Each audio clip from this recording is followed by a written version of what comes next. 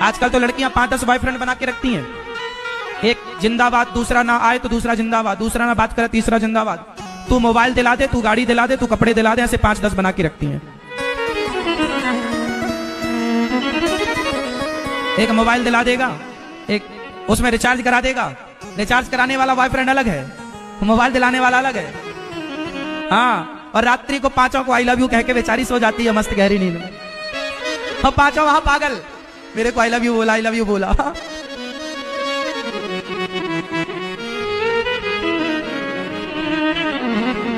और लड़कों के भी 5-5 गर्लफ्रेंड, 10-10, ये भी कम नहीं, ये भी तो तुम्हारी बॉयफ्रेंड है। इसलिए मेरी बहनों, ये गर्लफ्रेंड बॉयफ्रेंड के चक्कर में ना पड़ो, ये सब बर्बादी है। आज नहीं कल तुम्हारा भविष्य गड्ढे में जाएगा। सादगी से जीवन जियो, ये याद। आप प्यार करते हैं किसी से? हाँ बिल्कुल। किससे? माँ बाप, दोस्त। और कोई आपकी सेटिंग? नहीं है। नहीं, आपकी हंसी कह रही है कुछ है। आप भी भविष्यवाणी करने लगे। मतलब देखो, जान गए ना।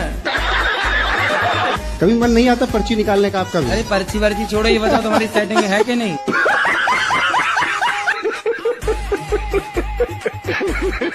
मैं पैसे से वकील हूँ। हाँ। और मेरे पास जो भी केस आते हैं वो गलत करके आते हैं। ठीक है। किंतु मेरा कर्तव्य हुए है कि उनको बचाना है। अच्छा। तो मुझे कोर्ट में बहुत झूठ बोलना पड़ता है। जब जाके उनको बचाता हूँ तो इसका पाप किस पे आएगा? कोई बलात्कारी आपके पास आ जाएगा तो क्या आप उसे भी जिता देंगे? बिल्कुल यदि आप आप बिल्कुल बिल्कुल, हमारा पैसा ही है ना यही। हाँ, तो गलत है। यदि पता है कि ये गलत है ना, वो तो मालूम है। यदि गलत है तो फिर गलत को आप मत जिताओ। आप कहो भैया मैं झूठ नहीं बोल सकता, मैं नहीं करता। हम केस नहीं लड़ सकते साहब। अच्छा। तो आप अच्छे लोगों के केस लड़ो। अरे तो कितने ईमानदारी, सत्य को जिताओ। सत्य को जिताएंगे आप तो फिर सत्य जिताएगा आपको। पंडित जी, मेरा यह कहना है कि अच्छे लोगों के तो केस बनते ही नहीं है। केस में 2 लोग होते हैं। 2 लोग होते हैं। एक अपराधी होता है, बिल्कुल। एक जिसके साथ अपराध हुआ वो होता है। तो जो सही है, आप फाइल पढ़ के समझ लो कि कौन सा सही है। जो सही है उसका केस आप ले लो। भाई तू सही, मैं तुझे जिताऊंगा, और तू गलत है भैया मैं तेरा केस लेते ही नहीं। ये बड़ी अच्छी बात कही आप। जो सही रहता है ना उसका केस तो गवर्नमेंट लड़ती है।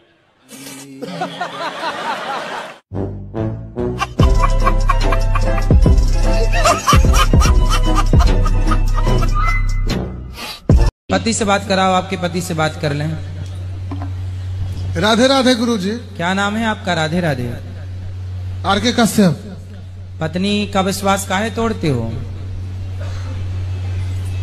एक हाथ से कभी ताली नहीं बजता है महाराज जी। चुटकी तो बजती है। राधे राधे गुरुजी। राधे राधे। क्या कर रहे हो? बैठे हैं बस, फुर्सत हम तो क्या करेंगे। राधे राधे गुरुजी। खेल लो हमारे संग कंचा। कंचे खेलोगे? नहीं खेलते कंचा? गिल्ली डंडा खेलोगे? अपने गाँव में हाँ खेलता था, बहुत था। खेलते हो? क्या खेलते हो? गिल्ली डंडा, कंचा। तो कंचा लाए हो? मेरे पास रहता है ही नहीं। नहीं है? नहीं। आप लाते तो आपके संग खेल लेते। मेरे पास है नहीं। चलो बुलवा देंगे आपके लिए। आपके पास है? हाँ, हम तो कंचे हैं हमारे, हम तो खेलते हैं कभी कभी। खेलो। हाँ निकालो। कम से कम फिर भी मैं बोल रहा हूं कि 25 साल तक शादी हो जानी चाहिए। 22 में मत करो, 23 में मत करो, 24 में कर लो तो अच्छा है, वरना 25 हो जाए, 26 तक नहीं हो पाई और 27 तक रुके तो लड़का लड़की भाग जाए। चाय इतनी ज्यादा क्यों पी जाती है? चाय ज्यादा इसलिए पी जाती है क्योंकि इसके नाम का जो पहला अक्षर है चा, सबसे बड़ा खेल उसका है। अच्छा। चाय हमेशा चुस्की लेकर पी जाती है। हाँ हाँ। और चुस्की का पहला अक्षर च है। इसके अलावा इसे चपरासी से लेकर चेयरमैन तक सब पीते हैं। तो चपरासी और चेयरमैन का पहला अक्षर च है। आपने देखा होगा कि चाय पर चर्चा होती है। हाँ हाँ, है ना? और चाय की चर्चा के समय आप चिंतन से लेकर चुगली तक सब कर सकते हैं। एकदम सही बात। तो चर्चा, चिंतन और चुगली तीनों का पहला अक्षर च है। आपने भारत में देखा होगा कि चाय के नाम पर ना लोग चुनाव तक जीत लेते हैं। तो चुनाव का पहला अक्षर च है। देखिए, चाय चारपाई पर हो या चेयर पर, मजा पूरा आता है। करेक्ट। चारपाई और चेयर का पहला अक्षर च है। इसके अलावा जब आपके घर में रिश्तेदार आते हैं या कोई मेहमान आते हैं, अगर आप उनसे चाय पूछना भूल जाओ तो वो लोग चिढ़ जाते हैं। चिढ़ने का पहला अक्षर च है। इस धरती पर चाय एक लौता ऐसा चमत्कार है जिसे पीकर आपके चेहरे पर चमक आ जाती है। ये बात आपने एकदम ठीक। तो चमत्कार, चेहरे और चमक का पहला अक्षर च है। वहीं अगर आप देखेंगे कि जो इंसान चाय पीकर लेटरिन जाता है, उसकी आंतों का पूरा चैनल साफ हो जाता है। चैनल का पहला अक्षर च है। गुरुजी 20 साल हो गए, कम से कम एक काम नहीं होकर दे रहा हमारा। कौन सा काम करना चाहते हो? मैं दूध की डेयरी करना चाहता हूँ और बहन चो वही काम नहीं होकर दे रहा मेरा। अरे तो गाली काहे दे रहे हो भाई? गाली क्यों दे रहे हो? जी ये बताओ, गाली किसे दे रहे हो? गाली तो दे रहा जी, गलती हो गई जी।